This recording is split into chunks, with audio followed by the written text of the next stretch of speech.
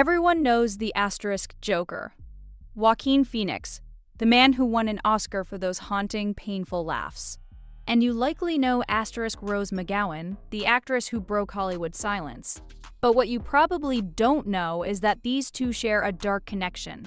They weren't classmates in acting school. They were raised in one of the most dangerous, corrupt, and hypersexualized cults in history. A place where the motto was, "God is love, so sex is worship." A place where women were called fishers and men were the bait. Today, we're stepping into the forbidden world of the children of God, a place that promised sexual liberation but built a living hell. It was the 1960s. The world was exploding. Young people were fed up with war. The slogan, "Make love, not war," was everywhere. Everyone was chasing freedom. In this atmosphere, a man named asterisk David Berg ambushed. He looked like a kind, gentle grandfather, but his mind was one of the darkest places on earth. Berg realized that the youth were looking for two things, spirituality and sexual pleasure. So he brewed a toxic concoction. He asked, "Why do churches ban sex? The human body is holy. We should share everything, our money, our food, and our bodies." Imagine, to an 18-year-old at the time, this sounded like a dream. No laws, no limits, no commitments. Just pleasure in God. Thousands, including the families of Joaquin Phoenix and Rose McGowan, were lured into this false paradise.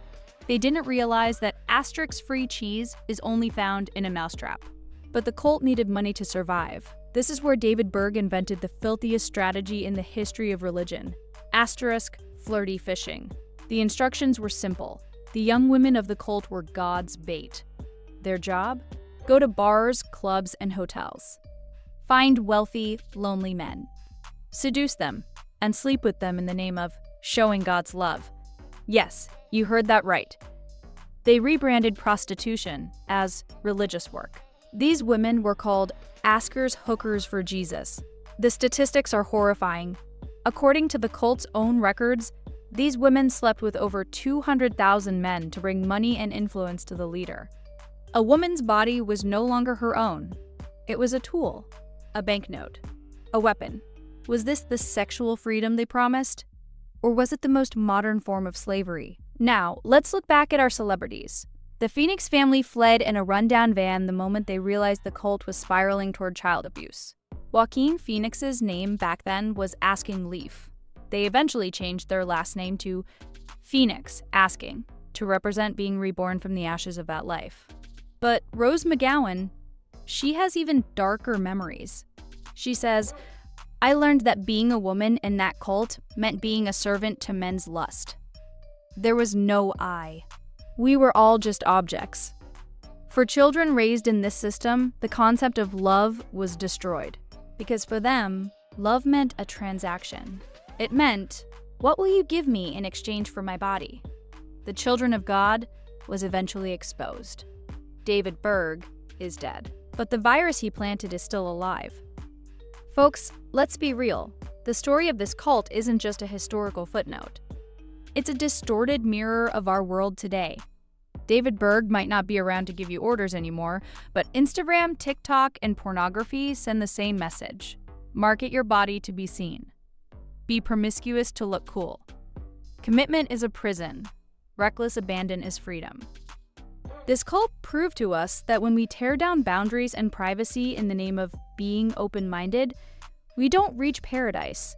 We reach a place where no one truly belongs to anyone. A place where human beings become commodities. Do you know the real lesson behind the stories of the Joker and Rose McGowan? Real freedom isn't being able to be with anyone. Real freedom is valuing yourself enough to know asterisk who deserves to enter your inner circle. Sexual recklessness isn't liberty. It's an auction of your soul to people who won't even remember your name tomorrow. The sexual revolution promised that if we threw away modesty, we'd be happy. But the rates of depression and loneliness in our generation show that they lied. Your value isn't measured by likes or partners. Your value lies in being the master of your own soul, not a slave to fleeting desires. Be like the phoenix. Rise from the ashes of this consumerist culture and build your own boundaries, because the only thing that truly belongs to you is your self-respect. If you agree that love should be sacred, not a commodity, hit that like button and let me know in the comments. What do you think is the biggest lie our generation has been told about relationships? Until next video, stay aware.